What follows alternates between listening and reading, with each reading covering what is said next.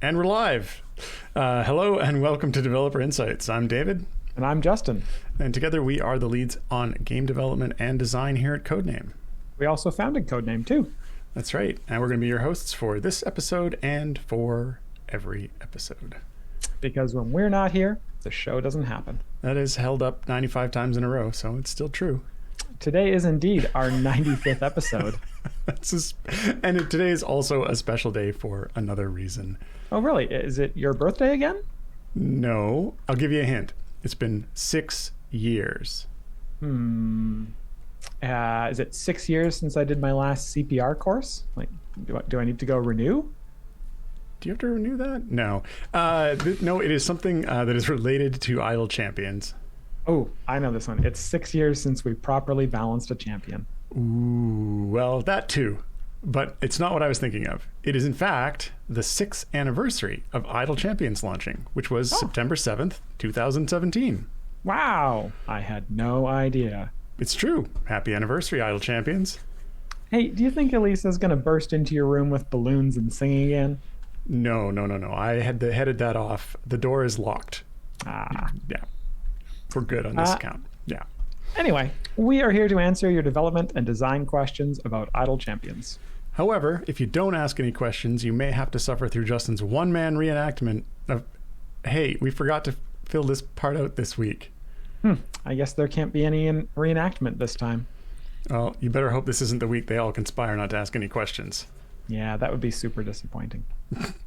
Anyway, as always, we have pulled forward some questions from the previous show that we did not get to answer, so we will answer those while we are waiting for new questions to come in. But before we get to those, it says I have updates. I think I don't have updates of items flagged by the dev team. But anyway, without further stalling for time, let's get started with those. Let's see, what do we have? So I don't have updates on items that have been completed. I do have a list of in progress items, or at least items that I have here flagged to get looked at that gotten larger. So yeah, let's get through that quickly before we get on to the questions left over from last week. So going from the top of the list, we want to make it so that season champions do not appear in the free time gate choice. I don't know why we haven't done that yet, but I'm going to. Peter's on it. I saw him working on it the other day. Okay.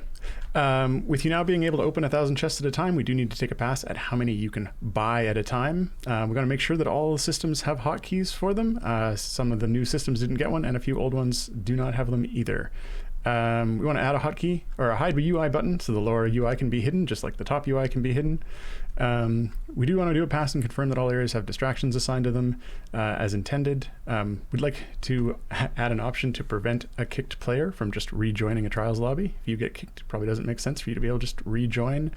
I'm going to add an order to the favor display to not just be in ID. A sort order in the shop by price. That's one of those ones that that makes too much sense. Option to sort by slot on the blacksmith contract screen. Option for the default character appearance to be included in the random skin selection. Want to increase the number of blacksmith contracts you can use at a time. Place the current day for the season, like what day of the season it is, on the season dialog. And then have distraction timers persist from one area to the next, because it was pointed out last week that that resets on an area reset, and if you have a lot of speed champions, you can find that you don't get any distractions. So those should persist from one area to the next. Mm-hmm. Yeah. All right, that's the list. Apparently we've got something called a hype train going in chat. I don't know what that is, but it's pretty hype. So people who know what that is, the hype by saying that. People who know what that is, do it. Woo! Hype! Okay. Anyway, let's do some questions from the from last episode that we didn't get to before we get to the new questions from this episode. And they're coming in hot. Okay. Yes, we're getting lots and lots of questions. So the first question here from last week's episode is from Crazy Matt Captain, who asked, can we get the ability to track achievements like we can track season quests? Opening the achievement dialog and scrolling through all the event achievements to find the one I'm looking for is annoying. That is a fair point/question. I think, yes, I think we should do that. I'm going to highlight that, and it will be added to the list of items from above. Yeah. Fantastic. Okay. Next question. This question is from the Library of Akasha, asking, please make a setting so we can control how many enemies can appear on the screen at once. I know the current limit is 100, but some people have a better computer and can handle higher or lower numbers. I can't make the most out of Tatiana. Tatiana, yeah. So I think the current limit of 100 isn't necessarily there. I mean, it is there on one side because of performance reasons, but it's also something that it's been that way so long that we have been balancing champions around that limit. So I don't know that it's something we would want to willingly change, or even let. If we did change it, I don't know it's something that we would like to, or we would want to let players potentially control, because it does affect balance of the game, right? It affects how high certain stacking abilities can get, and so by setting it lower, you'd be potentially nerfing how far you can get, and by setting it higher, you'd be potentially scaling abilities beyond what we intended. So, not something that we will be doing.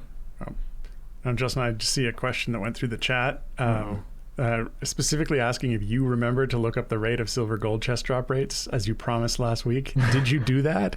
I did not. No. You had like one job. I was preparing for his birthday party, and there was just so much work. Okay. And yeah, no, I didn't do that. Sorry. Okay. The next question here from last week's show is from Henry Lonewind, who asks, do you know that the lower UI doesn't cover the whole width of the screen? We can literally see the full height of the background art at all times, although it's only 2 narrow slots. Right. So this, of course, is in context to some question around one of the items above, which was to add the hide UI button to the lower UI. And I had mentioned on a couple of occasions that there was the possibility that that might not be in the cards if there was art down there that wasn't finished. So I think this is sort of pointing out that if you have a wider resolution, you actually can see the whole bottom of the background regardless. So that's sort of just an argument, I think, at the point of saying, yeah, you should do it because we can already see it. So that might be fair. We'll see what kind of stuff we pull out when we put that there. Yeah. So there's like little things that the artists have been hiding down there that normally aren't visible. Yeah. Cool. Next question here is from Bag Offerettes. Anyway, they asked, can we get a setting to get rid of the floating update text? It can cause tons of lag when leveling champions via Modron automation. Yeah, and I think specifically that was the upgrade text, not update text. Upgrade text. Yeah, yes, the upgrade sorry. text when you click your upgrades. It's a good question. I think there's actually kind of there's more to it than just the visual for it. And while I think you do get quite a few of those popping up, there is some latency caused by the visuals. I don't think the majority of that latency is the visuals. I think it's the champion abilities and their effects changing, which often requires like a full effect chain update, which can get quite slow. So it's actually the calculations that are causing the latency, not the visuals. Certainly we could get an option to remove it from, I know it does get in the way visually. So reading here in chat, I know we've gotten this question in the past. Yeah. And we've said that, yes, we would create a setting for this. Yeah. And I think Past Us actually did pass that along to the dev team. And a couple of people in chat are saying there is already a setting for it.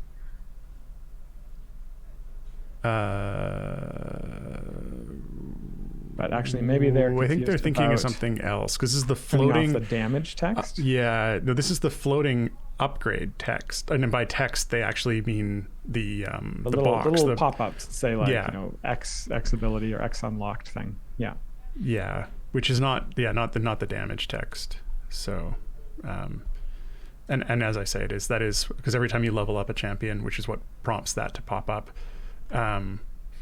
Now they're saying there is a setting for that. I thought we had passed this along before. Well, good. Great, we did it. Did consider it done. And yeah, I think I would probably confirm that that doesn't really make a difference to the lag. but it does make it easier to see. Yeah, I would assume so as well. Okay, next question here is from Fewer Pills, asking, will Morgaine and Paulton still get a rework someday? They're the only ones from Ack Inc. and Waffle Crew that aren't part of this season. Yeah, so I think I spoke to this last week, or maybe the week before. No, it was probably just last week. And yeah, when we were looking at kind of the breadth of Acquisitions Incorporated, Waffle Crew, and C Team champions to include in the season, there was definitely more than one season's worth.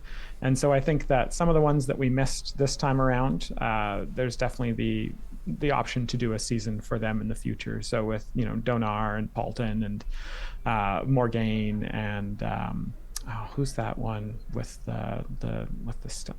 Rosie. Yeah. So I think definitely the ability or the option to do a sort of second Ack Inc. or Ack Inc. adjacent affiliations in the future is definitely there.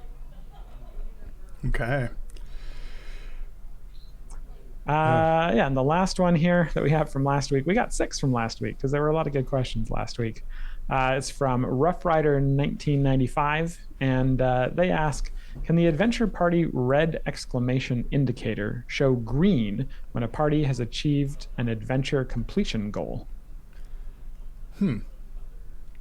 I mean, it certainly could be set up to do that. Is that in conflict? The red exclamation indicator is that something is stalled out. I guess we could have 2 indicators. We have one party's stalled out and the other's reached a goal.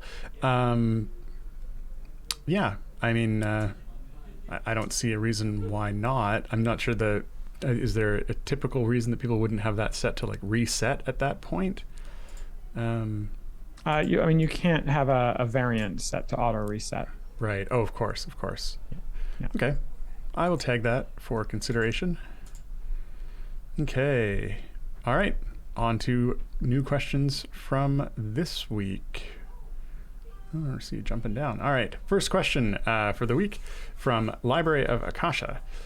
Please reconsider making Fen like Strongheart for boost. Yes, it isn't necessary, but it would be very nice to have. I still find it highly irritating that Fen is in Shandy's slot. Shandy's dash is rather useful and has a requirement unlike Fen and Strongheart, who just need to be in the formation. Yeah, so I mean, this is a question that we kind of talked about last week. We were talking about the difference between Fen and Strongheart. For folks who don't know, Fen has an ability that makes it so patron challenges, your progress on patron challenges goes faster. And Strongheart has an ability that makes it so your progress on season quests goes faster. And we recently made a change for Strongheart so that no matter what party he was in, his ability would apply to all of your parties. So you could have him in a background party and then be using your season champions in your foreground party and get that progress or that progress boost for your season quests. And the reason we did that is because without something like that, we would be making it very challenging for us to put a champion in the same slot as Strongheart in a season, because you wouldn't necessarily be able to use Strongheart and all of the season champions in the same formation. So of course, as soon as we did that, folks started asking for a similar thing for Fen. So you don't necessarily have to have Fen in your formation that is doing your patron challenge. And I think that the answer we gave last week was kind of that there's enough difference there that we don't think it's an immediate kind of need. But it is something that we've talked about in the last week, and sort of weighing the pros and cons of making that change. And I think inevitably probably what'll happen is we will end up making Fen function in a similar way.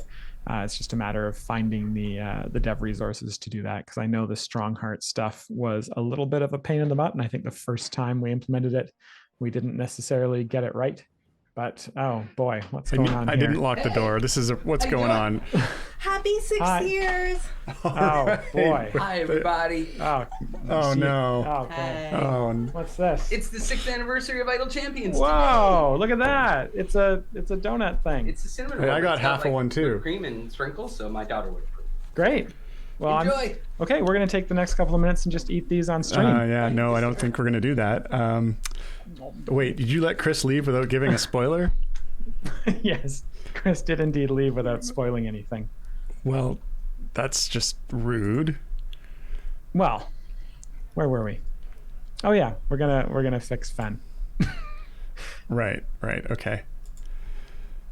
Okay, well, let's go highlight some more questions here. You can review the next one. Yeah, that'll take you a while to read out. I see that. This question here is from Emote. Emote asks, it seems that Vinurse's ultimate won't observe a favored foe if that enemy is killed by other sources before it finishes the attack, like clicks from Fire Breath. Could you perhaps allow it to? You've done it before with champions setting Bud on enemies that die before their attack finishes. It's really difficult to stack up her Vicious Vantage during a run without that. Also, extra crit chance doesn't seem to change the chance that the ultimate will observe an FF. Is that intentional? Yeah, so lots to unpack here. And the short answer is yes, it should function kind of the way you're describing. And these all feel like improvements that we can make to that. I'm actually surprised that that if the enemy is killed by another source, that it doesn't observe the favored foe. It definitely, I feel like that's something that as design we did flag going into the process, but that is definitely something that we're going to want to fix if it's not already that way. And then Vicious Vantage having, or the ultimate ability having additional crit chance should also be something that should be working. So it sounds like there's just a couple of bugs on this. And the funny thing is these both feel like bugs that were flagged during development. So I feel like something got rolled back or something. I'm gonna have to. We'll flag this stuff and pass it on to Peter and see what's going on there. Okay. Next question here is from Hunters UK, and they're asking, now that you have added arrows to blacksmithing contracts, can we have the same for buying chests? Yeah, so it's funny, when I first read this question, I was like, added arrows? What are they talking about? Arrows? And it's the arrows on either side of the count selection, which I literally did. Actually, I actually went in and did myself, so I had an item to check off the list here. But I don't see any reason why we couldn't add that to chests as well. Really anywhere that, the reason we added it was so that if you were working on a tablet or something where you had a very high number, but it's sort of a limited control, or a lower resolution control in the sense of, just like your finger, that you could fine tune what you were selecting. So I think that's probably worth a check around to see where other cases that might be. But yeah, we can add it to buying chests. Okay, next question. This one is from Emote. I noticed you removed most of the spoiler skins. I assume it was to fix Jim selecting them with his Wand of Wonder. And yeah, I hope this isn't going to be a long-term solution. Spoiler skins are one of the most anticipated parts of spoilers after the champions themselves. It would be a shame to see them go permanently. Yeah, so I'm sure, I think you're right about this. I think they were for some reason getting selected by Jim for the Wand of Wonder. And so I think we did some sort of tech to put dates on the skins. I think, unfortunately, it might end up being a long-term solution, as it's kind of the cleanest way to fix that issue with Jim. So unfortunately, yeah, that might be something that the data skin or the skin defs just potentially won't exist in the data for upcoming skins anymore. Which, yeah, so I can definitely understand how seeing those would be an exciting kind of spoiler thing. There's probably still a way to see them, just not through the skin defs. So, yeah, if I had to guess. Let's see. Next question here is from Vovcast, who asks, what's the difference for online progress and background? Offline progress? What's the difference for... I'm reading ahead here, so I'm trying to... Yeah, okay. What's the difference for offline progress and background party between a familiar on the auto progress button and the setting always off auto progress while offline? Now, forgive me, Justin. We didn't put a familiar on the auto progress button yet, did we? We sure did. Yeah, that was part of season 5 launch. Shoot. I knew we were looking at that, but I didn't realize it had gone out. Okay. Yep. So the primary difference for the setting of always use auto progress while offline is that with that enabled, when offline progress runs, whether auto progress is on or not when the party was last saved, or whether there's a familiar on it or not, I guess at this point, it would always auto progress. And the purpose of this was to prevent you from running into a situation where you have auto progress off and then your party just sits there and idles and you just get whatever your idle gold was for that area, but you wouldn't actually progress areas. Having a familiar on the auto progress button means that when your party hits a wall, it's going to idle there for a little while, and then it's going to try and push forward again, and then it's going to idle there and it's going to push forward again, which is different from the auto progress while offline, because the auto progress while offline would auto progress until you hit a wall, and then at that point it would actually stop. So yeah, having a familiar on the auto progress button should push you potentially quite a bit further than just having auto progress always on while offline. 2. Next question. Great. Yeah, let's move on. This one is from Numantis. Have you considered adding a champion like Anna from Crusaders, which gives an increased chance of chest drops when in the formation? So yeah, I think we've looked at something like that in the past. I think we've kind of made the decision to not go in that direction. I do think that Idle Champions already kind of suffers a little bit from there's just too many chests once you start auto progressing to the point where you'll open up the chest screen one day and be like, oh, I've got 6,000 silver chests. I guess I better open those, which is one of the reasons we put in the ability to open more chests at once. But I don't necessarily know that having more chests drop would be fun, considering you're already getting more chests than you can really kind of keep track of, or is very interesting. So I think probably the answer to this is no. I don't necessarily think we would ever do this, but never say never. We're always looking for new ideas for ways to make champions unique, and it's possible that we would consider some sort of chest-based mechanic for a champion in the future, though possibly not exactly like Anna from Crusaders.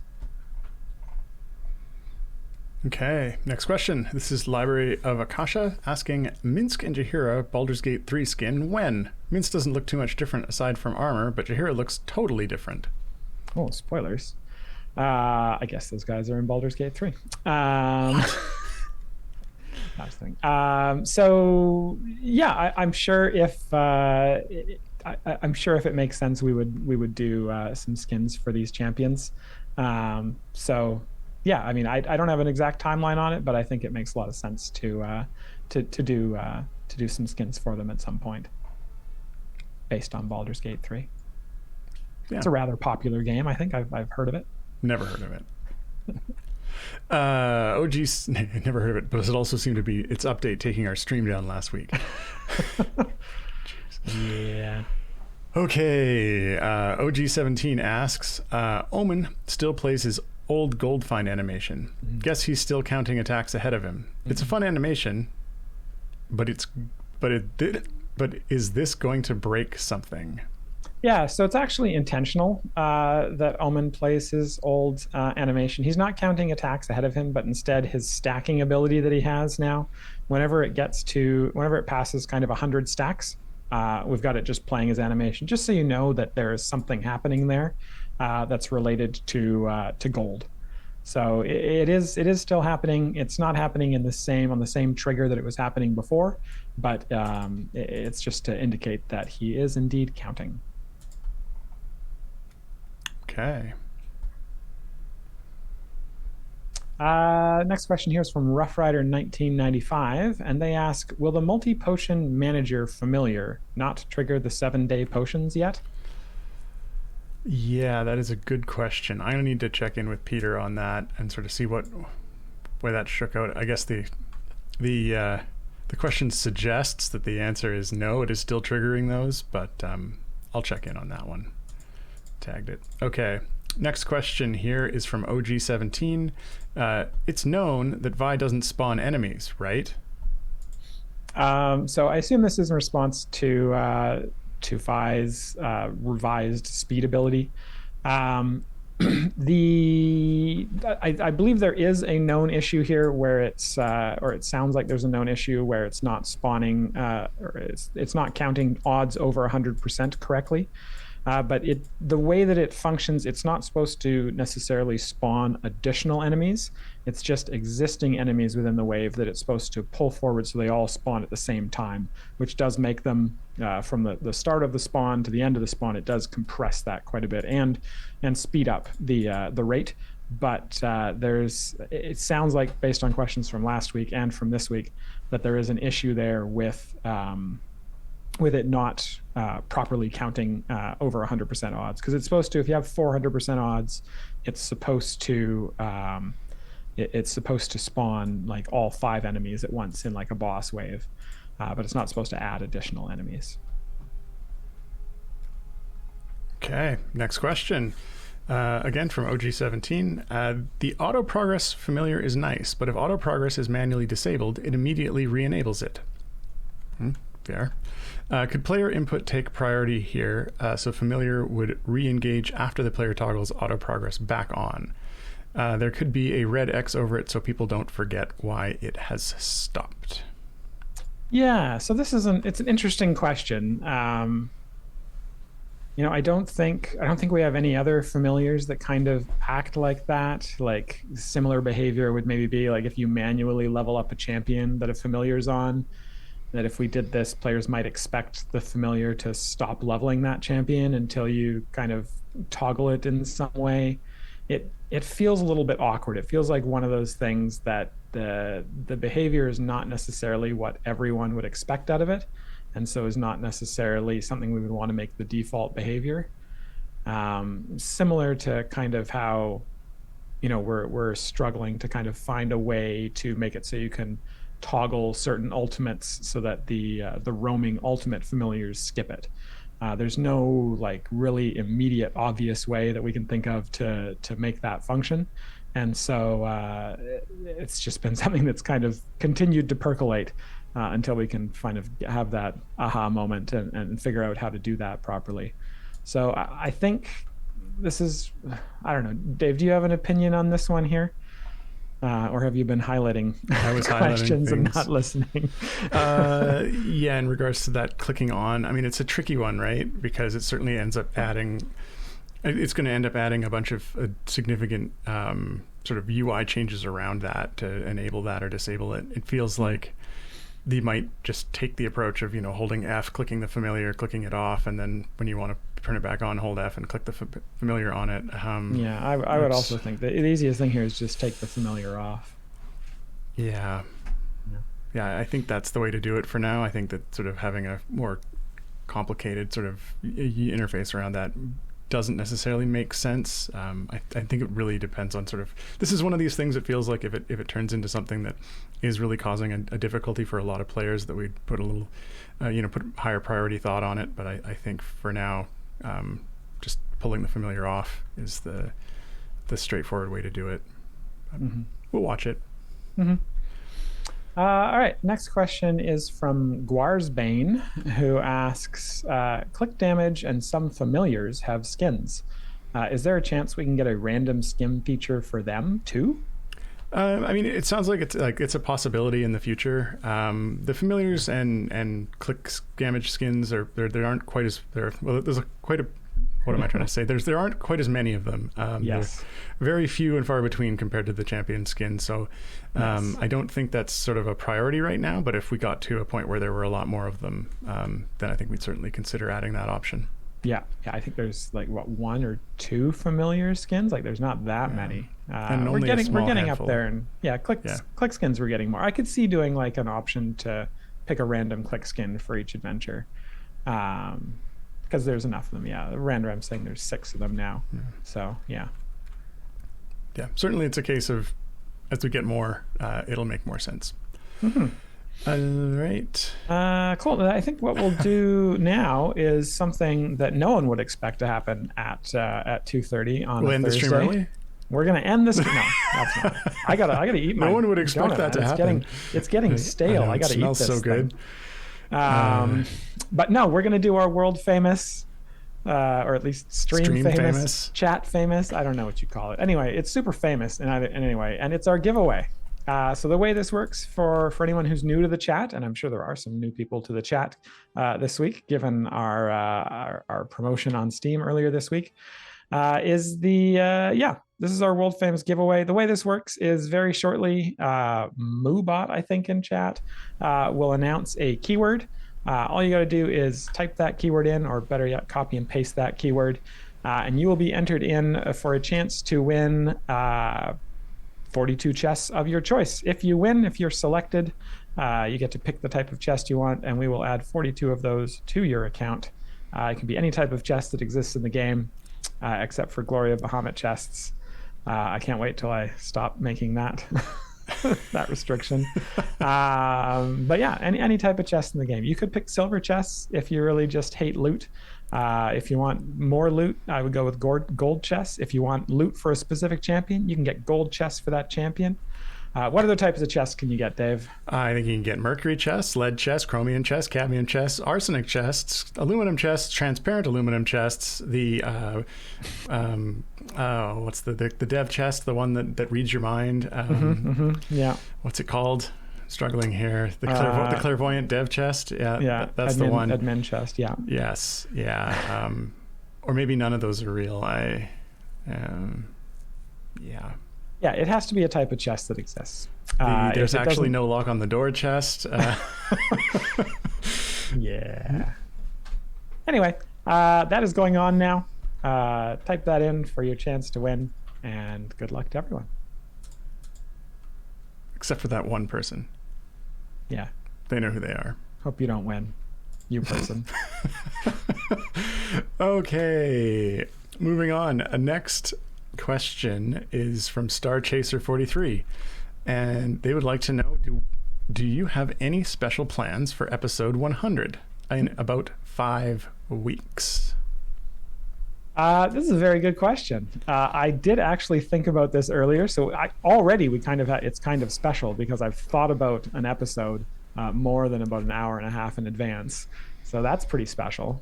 But yeah, I don't know if we're going to do anything super special. I mean, if you guys just don't ask any questions, we could do a one-man show. But I mean, it's just not something that has happened yet. There's always new questions. I swear we promised there'd be cake for episode 100. Did we? I think so. It came up. Does everyone in chat get cake? How does that work? I don't know. Wasn't Mars like doing his 200th episode or something when we were at 45 or something? Mars is working on his 4,000th episode now. There's so much. Yeah. We're never catching up. Just never. No. And that's fine. But yeah, we'll figure something out. I'm sure we'll do. We will. I'll tell you what. We'll do this for the 100th episode. We will think about the 100th episode and what we want to do for it sooner than the hour before it goes live. Okay. I guarantee it. You're gonna like the way that episode turns out. You guarantee it. Yeah. That is. Yeah. It's a dated reference, but it checks out. Next question. The next question is from T5 Cats. Asking my monthly plea for a way to tell in-game how much health the enemies have. It is currently very difficult, nigh impossible, with any form of speed going. Yeah, so this is something we've talked about on the show before, with the idea of maybe having like a little notification or like a little buff icon or something in the top right corner. That you can mouse over to see some information about the current area, like the amount of damage monsters are doing or the amount of health they have. So it's still something that's on our list of kind of a UI improvement, and I think it can remain on the list until we can find the dev resources to get it done. We have been very focused. Our resources have been very focused lately on much of the regular content pipeline and also the collections dialogue. So we haven't had as much time, as you can probably tell from the last several episodes. We haven't had updates on the kind of to-do list. So that is because we are extremely well. Go on.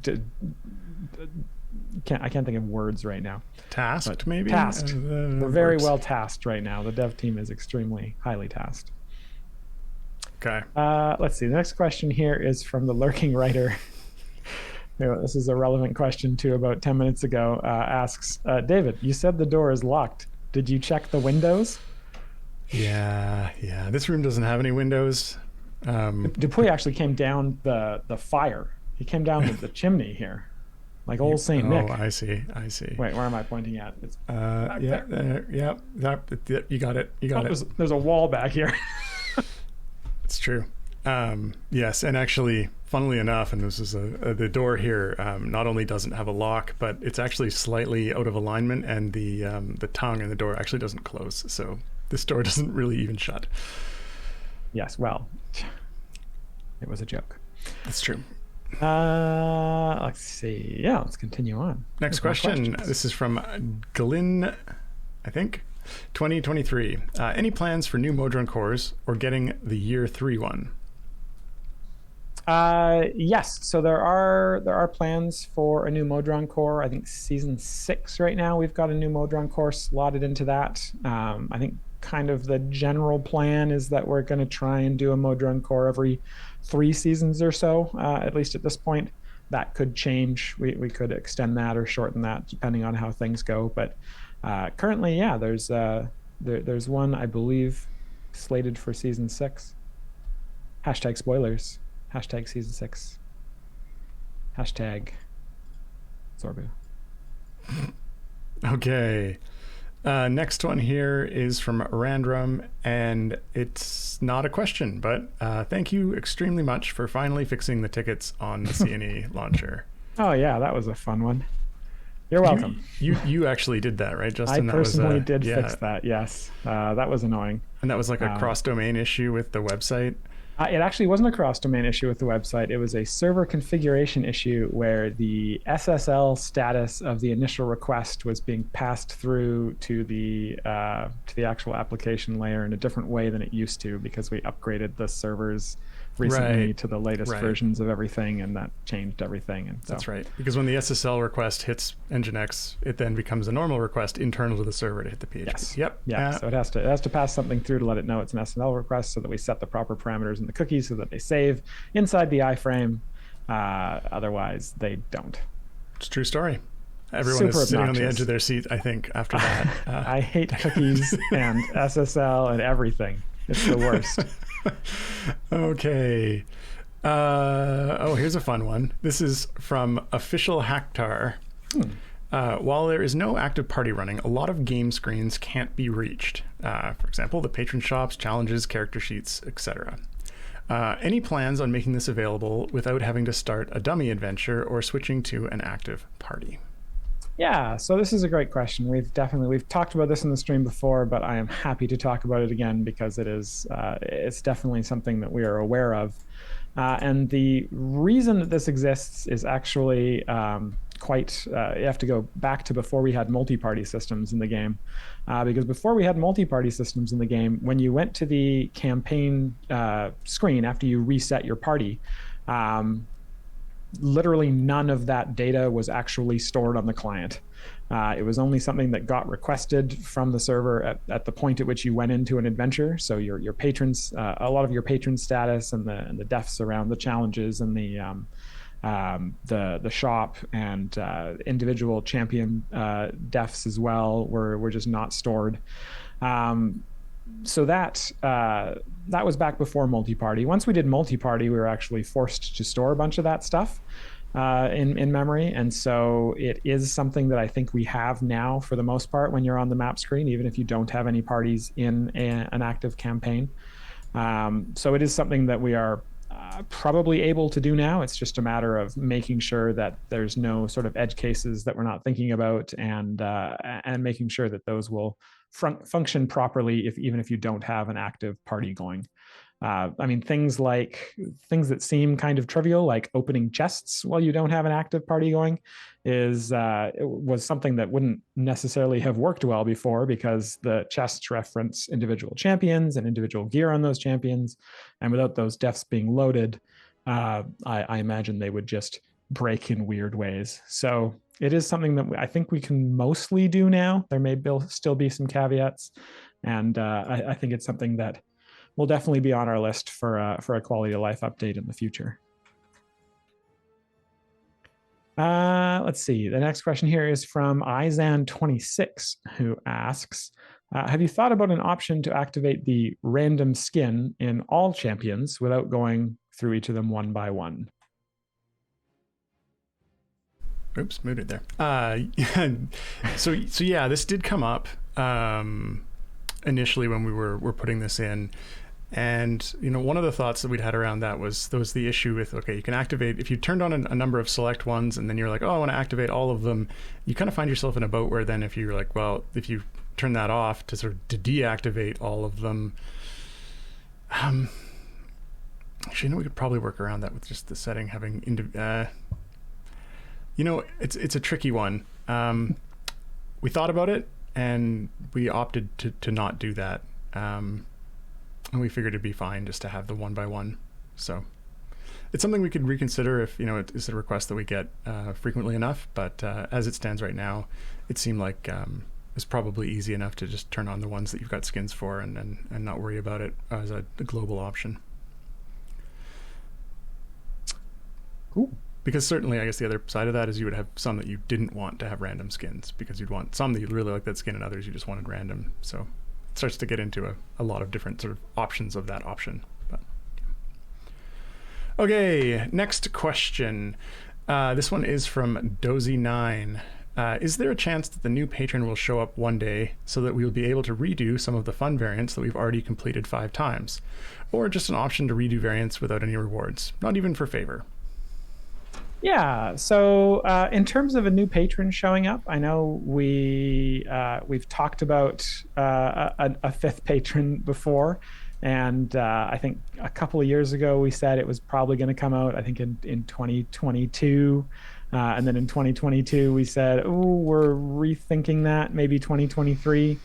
And now we are 2/3 of the way through 2023, and Chad is just saying early 2022. That was the answer. So I think the answer to this is, at this point, we have actually had some discussions on the design side about what a new patron would look like. One of the big things that was stopping us from doing a new patron, or there's a couple of things that were stopping us, but one of the things that was stopping us from doing a patron was the fact that there are 10 patron challenges per week per patron, and taking that up to 50, I think there's a point at which there's just too much stuff to do. Challenges, you say, Justin? Is that what they're called? They are called challenges, yes. Patron challenges. They're because I was under the impression it's not they another had another CH name. word. No. Okay. So I think that I think that we did try to address the patron challenges in a couple of different ways. We did Fen. I think a global Fen definitely would help that. We also sort of rebalanced the patron challenges so that they were mostly ones that you could do in a single adventure without having to reset an adventure 5 or 6 times. And so I think they've gotten a little bit easier. And we also have a couple of other sort of ideas for how to maybe trim down the number of challenges that you have to do, or that you can do each week. I think that the time is right to start to think very seriously about a new patron, and we have some really interesting ideas for both the difficulty of that patron, as well as the champion restriction on the patron, which I think will be very interesting for players. Let's just say that. Looks like the chat saying that the general sense is that end game player, you don't actually have a reason to have more patron currency. So doing the challenges isn't necessary. That is fair. Need something else to buy without that currency, Justin?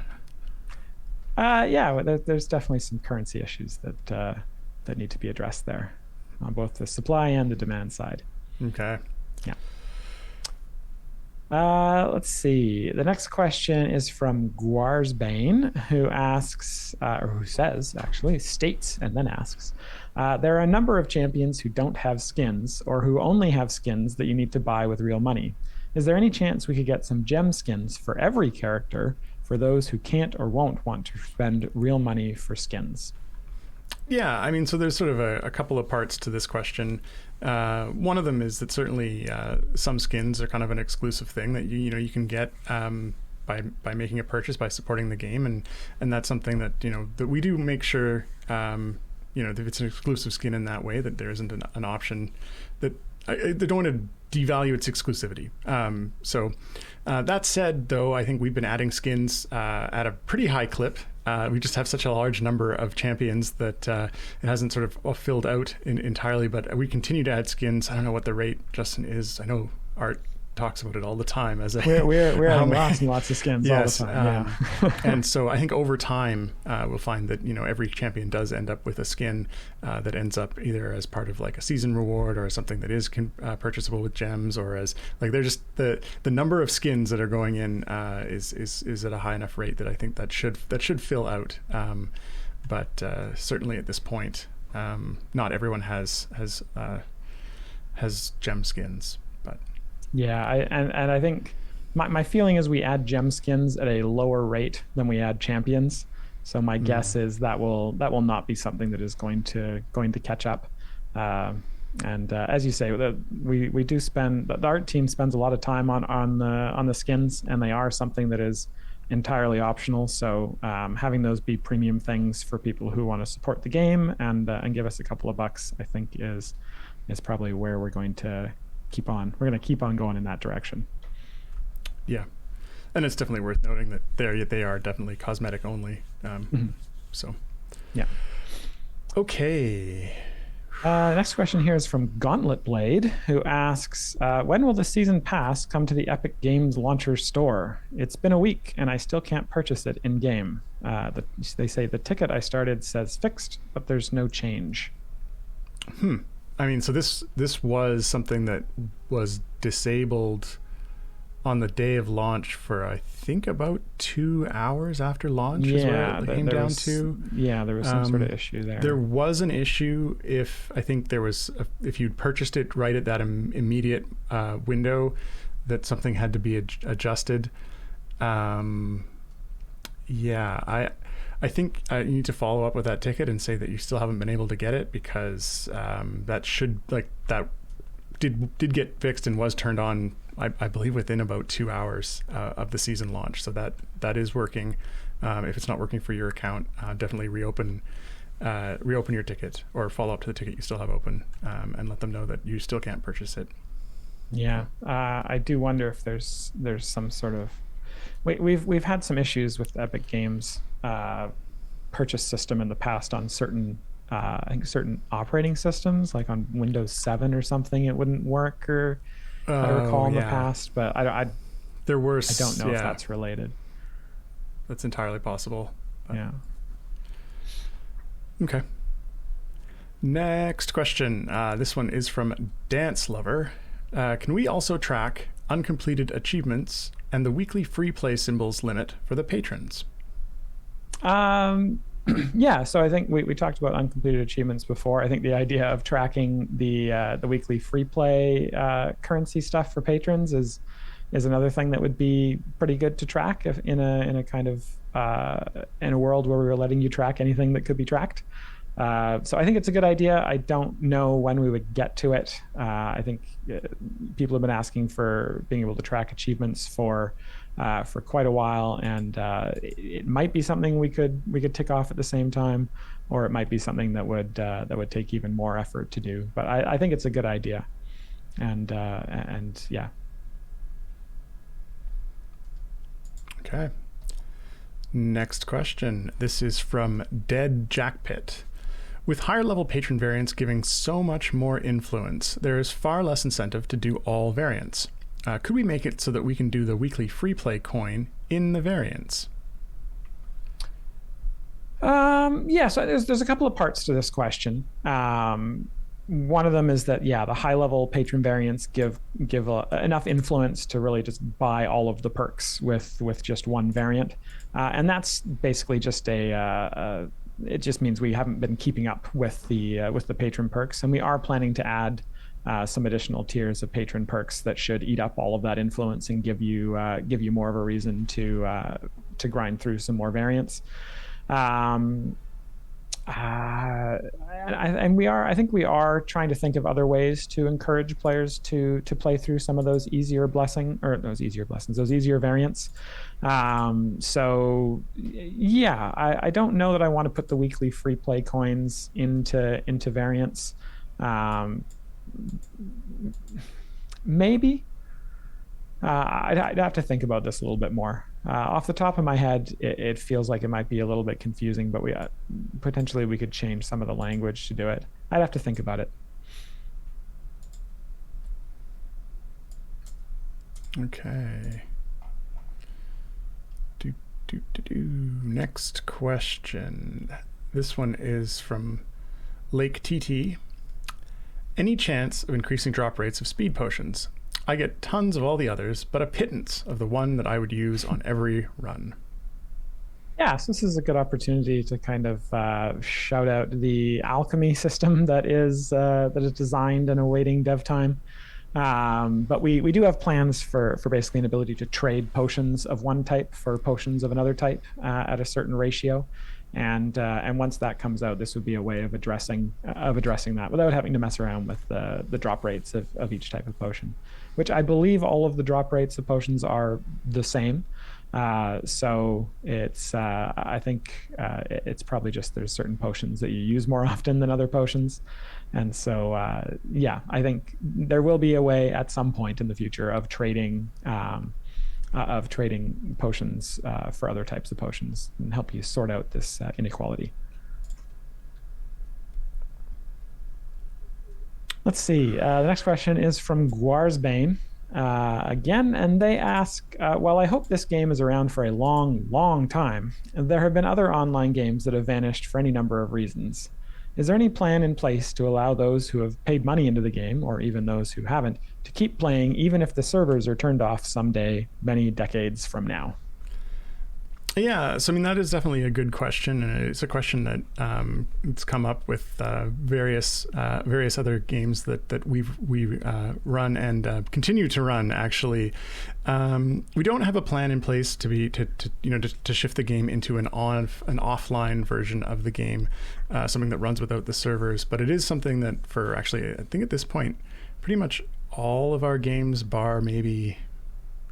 No Vampire Mob City, Justin. I think you can remember which. All the Flash games are not playable anymore, but that's because Flash died. Bearing in mind that we did make non-versions of those Flash games, like Crusaders is a good example, which is a Flash game, but is compiled into a desktop client, and we do still run a server for that. That is kind of the nice thing per se, but sort of. As we've continued to run those games and no longer live service them and no longer provide support, they do the number of sort of players who are still playing on them reduces to the point where we can actually run it on one server, which means that as long as Codename exists, that we can continue to do that while there are players still playing the game. And so we've continued to run servers for Crusaders. Obviously, Bushwhacker continues, but Bushwhacker 1 still has a server. I think we actually, some of those games, the Flash ones you mentioned, do still have servers that the clients themselves aren't accessible. And we're still running Shards. Anyone played Shards? I've been on top of that one. It still runs. I think we only have 10 people playing that. 10 people who play Shards. Yeah. So I mean, like you say, the short answer to this question is as much as we are able, unless Codename is not an entity anymore, we will try and keep those servers on. Unless there's some other legal or technical reason why we can't do it. What is Shards? Yeah, that's a good question. Okay. Nobody knows. At least 10 people know. Okay. That's why there's only 10 people playing the game anymore. It's because only 10 people knew.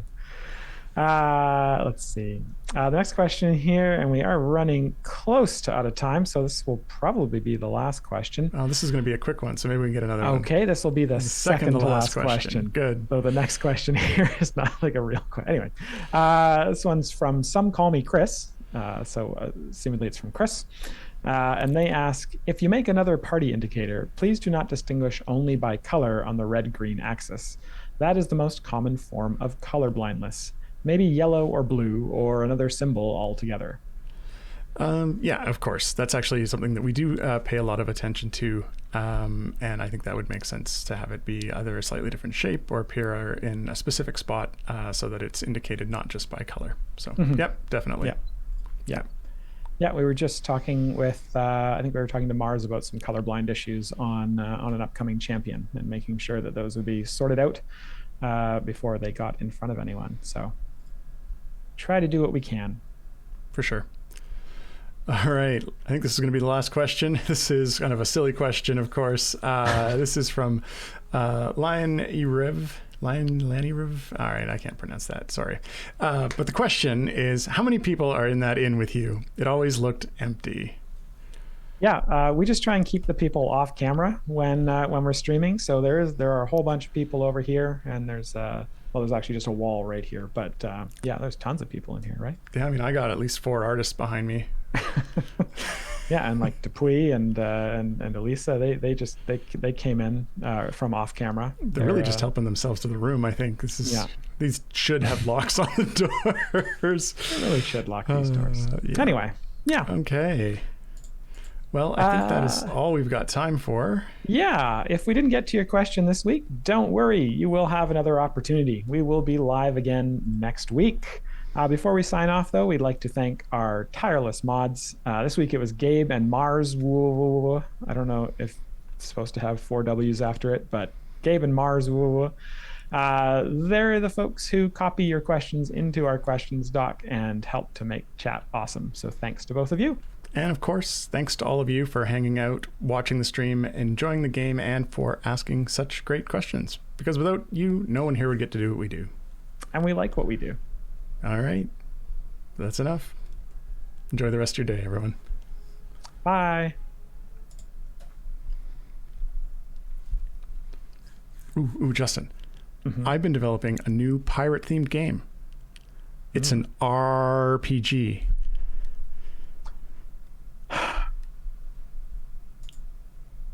All right, that was pretty terrible. Let's try another one. No. Which insect is most efficient at what it does? I don't know. Well, lots of people would say bees or ants, but you know, flies have really been on top of shit lately. That one's not appropriate for the stream.